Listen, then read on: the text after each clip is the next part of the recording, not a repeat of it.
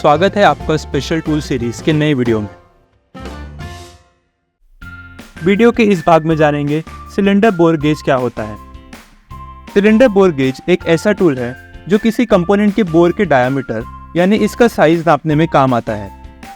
Cylinder bore gauge हमें cylinder के घिसने पर उसके डायामीटर में आए बदलाव के बारे में बताता है। ये टूल 50 से 150 mm के रेंज में आता है। सिलेंडर बोर गेज में दो इंपॉर्टेंट पार्ट्स होते हैं, डायल इंडिकेटर और गेज हेड। डायल गेज में इस हिस्से को लिफ्टिंग क्लैंप, इस हिस्से को बेजल, इस हिस्से को बेजल क्लैंप, इस हिस्से को इंडिकेटर, इस हिस्से को रोटेशन काउंटर, इस हिस्से को स्टेम, इस हिस्से को प्लंजर और इस हिस्से को कॉन्टैक्ट पॉइंट कहते हैं। डायल गेज को हैंडल की मदद से इस गेज हेड से कनेक्ट किया जाता है। गेज हेड में इस हिस्से को मूवेबल एनविल, इस हिस्से को इंटरचेंजेबल एनविल, इस हिस्से को गाइड प्लेट और इस हिस्से को लॉक नट कहते हैं। उसके साथ गेज हेड की लेंथ को एडजस्ट करने के लिए रिप्लेसमेंट रॉड और वॉशर भी दिया जाता है। लिफ्टिंग क्लैंप स्प्रिंग लोडेड होता है और किसी भी सतह में आए बदलाव को एडजस्ट करता है।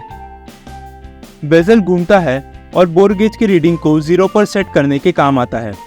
इंडिकेटर एक नीडल है जो रीडिंग को पॉइंट करता है। रोटेशन काउंटर इंडिकेटर के रोटेशन को काउंट करता है। स्टेम को हैंडल के साथ कनेक्ट किया जाता है जिसमें प्लंजर और कॉन्टैक्ट पॉइंट गेज हेड के कॉन्टैक्ट में आ जाते हैं। मूवेबल एनविल रीडिंग लेते समय एडजस्ट होता है और डायल गेज को ऑपरेट करता है। इंटरचेंजेबल एनविल को अलग अलग सिलेंडर साइज के हिसाब से रिप्लेसमेंट रॉड लगाकर लॉक नट की मदद से टाइट किया जाता है। रीडिंग देने के लिए हम डायल बोर गेज के एनविल को सिलेंडर के डायमीटर के हिसाब से रिप्लेसमेंट रॉड या वॉशर डालकर लॉक करेंगे।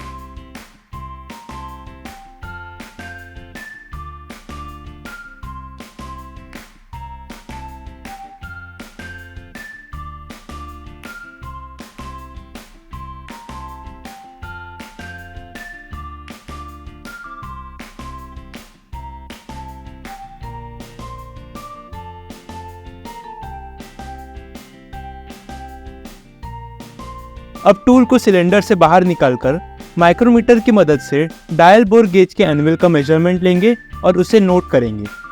हमें यहाँ 53.03 mm की रीडिंग देखने मिल रही है। इसके बाद डायल बोर गेज को अलग अलग डायरेक्शन में रखकर सिलेंडर के मिडल और बॉटम हिस्से में डालेंगे और इस प्रोसेस को रिपीट करके रीडिंग कंपेयर करेंगे।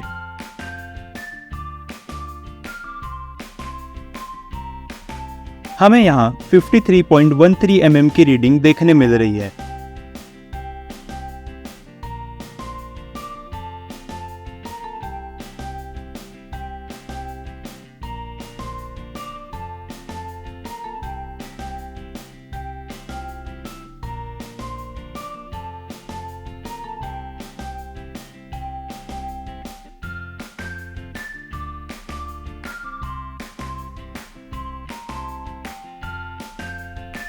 हमें यहाँ 53.48 mm की रीडिंग देखने मिल रही है। अब हम तीनों रीडिंग को कंपेयर करेंगे।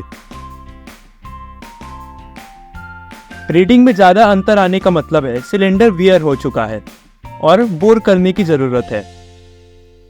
सिलेंडर बोर गेज का इस्तेमाल करने से पहले सर्विस मैनुअल में कंपोनेंट की सही रीडिंग की जांच कर लें। अगले वीडियो में हम जानेंगे एक और नए स्पेशल टूल के बारे में।